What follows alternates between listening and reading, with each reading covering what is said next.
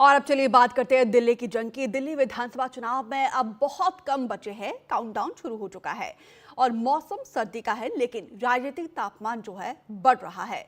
बीते 3 चुनावों से सरकार बना रही आम आदमी पार्टी चौका लगाने की बात कर रही है, जबकि बीजेपी का दावा है कि अब की बार उनकी सरकार। उधर कांग्रेस भी पूरी ताकत लगाकर मुकाबले को तिकोना बनाने में जुटी हुई है। दिल्ली की वजीरपुर सीट से ये लड़ाई किस शक्ल में ले रही है, बता रही है हमारे सहयोगी जया कौशिक।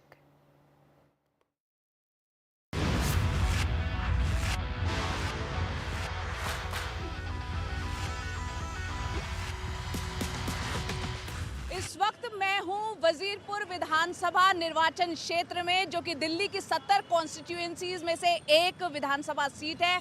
आपको बता दें, दिल्ली का जो चांदनी चौक लोकसभा सीट है, उसके तहत 10 विधानसभा की सीटें आते हैं और वजीरपुर विधानसभा सीट उन्हीं में से एक है।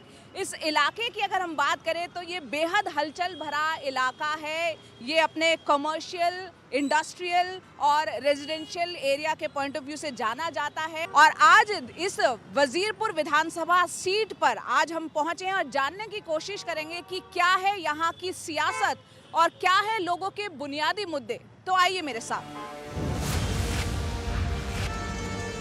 वजीरपुर के अंदर सबसे ज़्यादा समस्या है मैडम, सड़कें खराब है सारी, ऊपर से सबसे ज़्यादा गंदगी है पूरे वजीरपुर में। समस्या तो मैडम रोड की है, बहुत समस्या है। ये यहाँ पे नया रिक्शा आता है 3 महीने में पुराना हो जाता है। और ये रास्ता यहाँ से बंद हो जाए, ये चालू रहे, इतना पानी हो जाए। मेरा लड़का खुद निकला गाड़ी बाइक लेके, गाड़ी लेकर। तो क्या माहौल है इस वक्त दिल्ली का? इस वक्त बीजेपी और आम पार्टी दोनों की टक्कर है।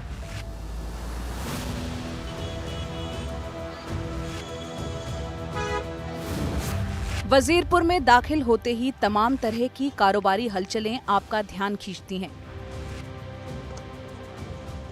दिल्ली के जो औद्योगिक इलाके बसाए गए, उनमें वजीरपुर अहम है। दिल्ली की अर्थव्यवस्था में इस क्षेत्र की महत्वपूर्ण भूमिका है। इस इलाके में ऑटोमोबाइल, कंप्यूटर, स्टील और अन्य कई तरह के उद्योग हैं, जो लोगों को रोजगार देते हैं और आर्थिक विकास में योगदान देते हैं। 2020 में हुए दिल्ली विधानसभा चुनाव में इस सीट पर आम आदमी पार्टी के राजेश गुप्ता को 57,331 वोट मिले। बीजेपी के महेंद्र नागपाल को 45,641 वोट, जबकि कांग्रेस के हरिकिशन जिंदल को महज 3,501 वोट मिले थे। राजेश गुप्ता 2015 में भी यहां से चुनाव जीते थे। आम आदमी पार्टी ने उन्हें तीसरी बार इस सीट से मैदान में उतारा है। वहीं कांग्रेस ने अपनी तेज तरार नेता डॉक्टर रागिनी नायक पर दांव खेला है।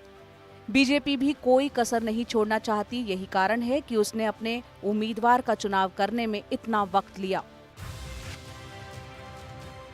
कांग्रेस यहां से कुल 3 बार चुनाव जीती है, जबकि बीजेपी को 2 बार जीत हासिल हुई है और पिछली 2 बार से इस सीट पर आप का कब्जा है।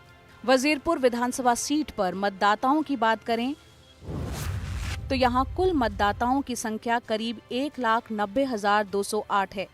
1,04,239 पुरुष और करीब 85,953 मतदाता महिला हैं और 16 अन्य जेंडर के लोग। इस बार चुनावों में यहां के वोटरों के क्या है मुद्दे, ये जानने के लिए हम अलग अलग इलाकों में पहुंचे। तो वजीरपुर इंडस्ट्रियल एरिया ये है और यहाँ की जो तस्वीर है, यहाँ का आलम आप देख सकते हैं। यहीं पर जो है रेहड़ियों पे खाना बन रहा है, लोगों के घर बने हुए हैं, झुग्गियाँ बनी हुई है, कबाड़ यहाँ पर आप देख पा रहे हैं और सड़कों पर आप देख रहे हैं कितना कीचड़ यहाँ पर मचा हुआ है। सड़कें टूटी फूटी पड़ी हुई हैं और इन्हीं कीचड़, कबाड़ और गंदगी के बीच यहाँ तक मतलब हालत ये है कि मुझे ये समझ पाना बेहद मुश्किल हो रहा है कि मैं यहाँ से निकलूँ या वहाँ से निकलूँ। मैडम, यहाँ तो बहुत सारी समस्या है। ना तो हमारे को पानी पीने का ढंग का मिलता है, पहली बात ये साफ सफाई तो बिल्कुल होती ही नहीं है।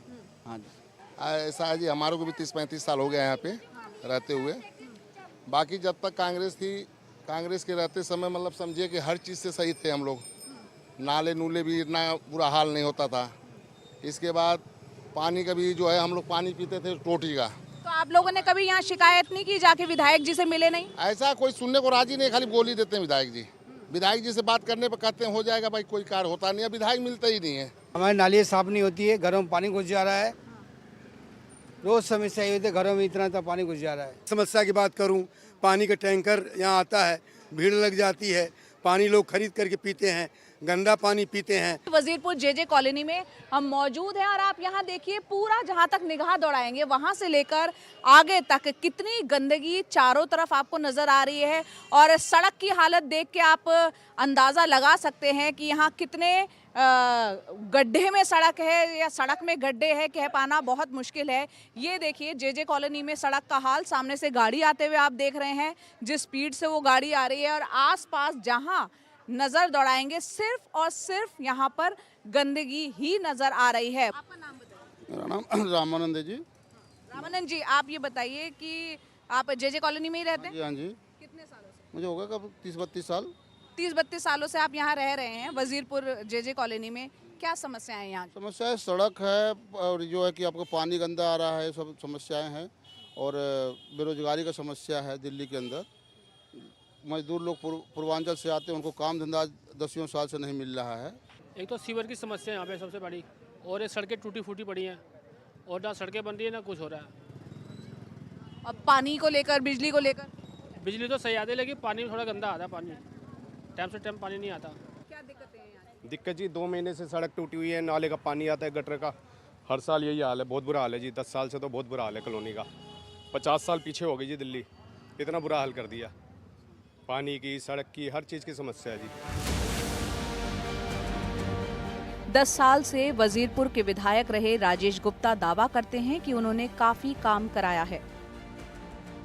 तो पानी की, सड़कों की ये समस्या तो अभी भी बरकरार है। आपको 10 साल हो गए हैं। नहीं, जैसे आपने अगर वजीरपुर जेजे कॉलोनी आप गए, अंदर की सारी गलियां हालांकि निगम के पास आती हैं, उस सब के बावजूद 3 मेन एंट्रीज है वहाँ पर। एक 115 के स्टैंड की है जहाँ पर हमारा एक शानदार सरकारी स्कूल बना हुआ है, दूसरी छाबड़ा की है जो जाके शमशान घाट पे जाता है, तीसरी के ब्लॉक की है। तीनों एंट्रीज मैंने नहीं बनाई। जैसे मेरी एक एरिया सावन पार्क, उसके अंदर टैंकर आते थे, वो टैंकर अब बिल्कुल बंद हो गए हैं क्योंकि मैंने वहाँ पे लूप्स बना के पीछे रेलवे लाइन थी, उसके बावजूद वहाँ इतना पानी कर दिया और कुछ उसमें बोरिंग्स लगाई कि अब लोगों को ज़रूरत नहीं है। लेकिन कांग्रेस भी इन दावों पर सवाल खड़े कर रही है और बीजेपी भी।